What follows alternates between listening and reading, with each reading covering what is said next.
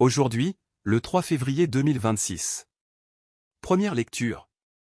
Mon fils Absalom. Pourquoi ne suis-je pas mort à ta place? Lecture du deuxième livre de Samuel. En ces jours-là, dans sa fuite, Absalom se retrouva par hasard en face des serviteurs de David. Il montait un mulet. Et le mulet s'engagea sous la ramure d'un grand térébinthe. La tête d'Absalom se prit dans les branches. Et il resta entre ciel et terre. Tandis que le mulet qui était sous lui continuait d'avancer. Quelqu'un l'aperçut et avertit Joab. Je viens de voir Absalom suspendu dans un térébinthe. Joab se saisit de 3 épieux, qu'il planta dans le cœur d'Absalom. David était assis à l'intérieur de la double porte de la ville.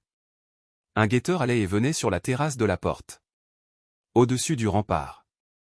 Comme il regardait au loin, il aperçut un homme seul qui courait. Le guetteur cria pour avertir le roi. Et le roi dit: s'il est seul, c'est qu'il a une bonne nouvelle à nous annoncer. Le roi lui dit: écarte-toi et tiens-toi là. Il s'écarta et attendit. Alors arriva l'Éthiopien, qui déclara: bonne nouvelle pour mon seigneur le roi. Le Seigneur t'a rendu justice aujourd'hui, en t'arrachant aux mains de tous ceux qui se dressaient contre toi. Le roi demanda: le jeune Absalom est-il en bonne santé? Et l'Éthiopien répondit: qu'ils aient le sort de ce jeune homme. Les ennemis de mon seigneur le roi, et tous ceux qui se sont dressés contre toi pour le mal. Alors le roi fut bouleversé. Il monta dans la salle au-dessus de la porte. Et il se mit à pleurer. Tout en marchant, il disait: mon fils Absalom. Mon fils Absalom. Pourquoi ne suis-je pas mort à ta place? Absalom, mon fils. Mon fils. On alla prévenir Joab. Voici que le roi pleure, il est en deuil d'Absalom. La victoire, ce jour-là, se changea en deuil pour toute l'armée. Car elle apprit ce jour-là que le roi était dans l'affliction à cause de son fils. Et ce jour-là, l'armée rentra dans la ville à la dérobée. Comme se dérobe une armée qui s'est couverte de honte, en fuyant durant la bataille. Parole du Seigneur. Nous rendons grâce à Dieu. Psaume. Écoute, Seigneur, réponds-moi. Écoute, Seigneur, réponds-moi.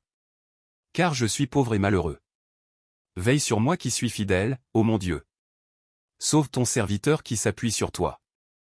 Prends pitié de moi, Seigneur. Toi que j'appelle chaque jour. Seigneur, réjouis ton serviteur. Vers toi, j'élève mon âme. Toi qui es bon et qui pardonne. Plein d'amour pour tous ceux qui t'appellent. Écoute ma prière, Seigneur. Entends ma voix qui te supplie. Évangile. Jeune fille, je te le dis, lève-toi. Alléluia. Alléluia. Le Christ a pris nos souffrances. Il a porté nos maladies. Alléluia. Évangile de Jésus-Christ selon saint Marc. En ce temps-là, Jésus regagna en barque l'autre rive. Et une grande foule s'assembla autour de lui. Il était au bord de la mer. Arrive un des chefs de synagogue, nommé Jaïr. Voyant Jésus, il tombe à ses pieds. Et le supplie instamment. Ma fille, encore si jeune, est à la dernière extrémité. Viens lui imposer les mains. Pour qu'elle soit sauvée et qu'elle vive. Jésus partit avec lui. Et la foule qui le suivait était si nombreuse qu'elle l'écrasait. Or, une femme, qui avait des pertes de sang depuis 12 ans. Elle avait beaucoup souffert du traitement de nombreux médecins. Et elle avait dépensé tous ses biens, sans avoir la moindre amélioration. Au contraire, son état avait plutôt empiré. Cette femme donc, ayant appris ce qu'on disait de Jésus, vint par derrière dans la foule et toucha son vêtement. Elle se disait en effet: si je parviens à toucher seulement son vêtement, je serai sauvée. À l'instant, l'hémorragie s'arrêta. Et elle ressentit dans son corps qu'elle était guérie de son mal. Aussitôt Jésus se rendit compte qu'une force était sortie de lui. Il se retourna dans la foule, et il demandait: qui a touché mes vêtements? Ses disciples lui répondirent: tu vois bien la foule qui t'écrase. Et tu demandes: qui m'a touché? Mais lui regardait tout autour. Pour voir celle qui avait fait cela. Alors la femme, saisie de crainte et toute tremblante, sachant ce qui lui était arrivé, vint se jeter à ses pieds et lui dit toute la vérité. Jésus lui dit alors: Ma fille, ta foi t'a sauvée. Va en paix et sois guérie de ton mal. Comme il parlait encore, des gens arrivent de la maison de Jaïr, le chef de synagogue, pour dire à celui-ci: Ta fille vient de mourir. Comme il parlait encore, des gens arrivent de la maison de Jaïr, le chef de synagogue, pour dire à celui-ci: Ta fille vient de mourir. À quoi bon déranger encore le maître? Jésus, surprenant ces mots, dit au chef de synagogue: Ne crains pas, crois seulement. Il ne laissa personne l'accompagner, sauf Pierre, Jacques, et Jean, le frère de Jacques. Ils arrivent à la maison du chef de synagogue. Jésus voit l'agitation, et des gens qui pleurent et poussent de grands cris. Il entre et leur dit: Pourquoi cette agitation et ces pleurs? L'enfant n'est pas morte, elle dort.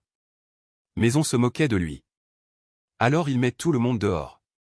Prend avec lui le père et la mère de l'enfant, et ceux qui étaient avec lui. Puis il pénètre là où reposait l'enfant. Il saisit la main de l'enfant, et lui dit: Talitha koum. Ce qui signifie: Jeune fille, je te le dis, lève-toi. Aussitôt la jeune fille se leva et se mit à marcher. Elle avait en effet 12 ans. Ils furent frappés d'une grande stupeur. Et Jésus leur ordonna fermement de ne le faire savoir à personne. Puis il leur dit de la faire manger. Acclamons la parole de Dieu. Louange à toi Seigneur Jésus.